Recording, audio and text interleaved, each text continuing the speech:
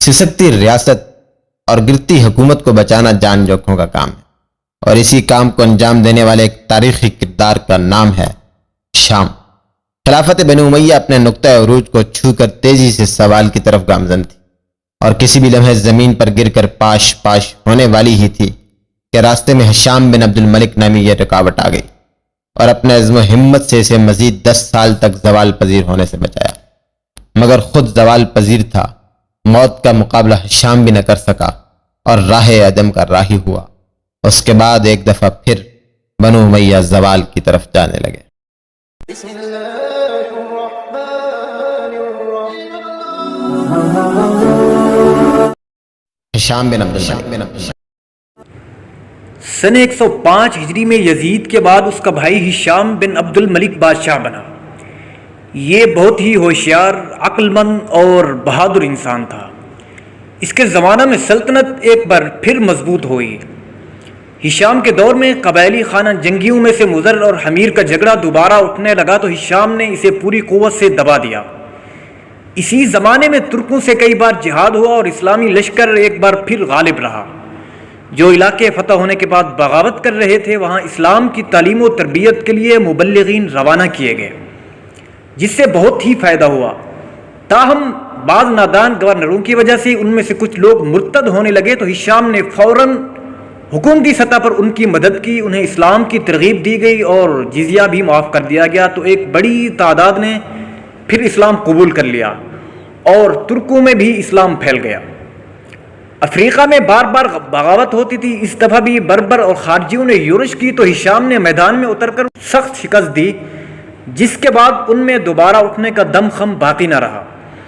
اس زمانے میں سوڈان کے کچھ شہر فتح ہوئے، فرانس کے کچھ علاقے فتح ہوئے، ترکستان میں سخت مارکا رہا، رومیوں سے جنگ ہوئی، ہسپانیہ میں بغاوت کی لہر اٹھی تو اس کی بھی اصلاح کی گئی۔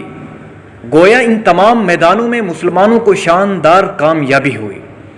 اس طرح ہشام کی ہمت، حکمت اور تدبیر سے سلطنت میں اگرچہ پھر جان آ گئی، لیکن گھن تو پہلے ہی لگ چکا تھا اور ساتھ ہی لوگوں کا مزاج بدل چکا تھا، بنو امیہ سے بد دل ہو چکے تھے۔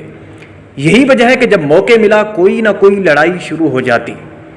ویسے تو عرصہ دراز سے لوگ بنو امیہ کے خلاف ہو چکے تھے، تاہم کچھ کرنے کا حوصلہ نہ تھا۔ یزید اور عبد الملک کے زمانہ میں آل رسول ان بادشاہوں کے مظالم کے خلاف اٹھے تھے، مگر کچھ لوگوں نے ان کا ساتھ نہ دیا۔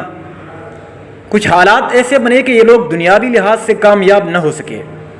اب ہشام کے زمانے میں ایک مرتبہ پھر سادات نے کمر کسی اور بنو امیہ کے خلاف خروج کیا، اور علویوں میں سے حضرت امام حسین رضی اللہ عنہ کے پوتے حضرت زید بن علی آگے بڑھے۔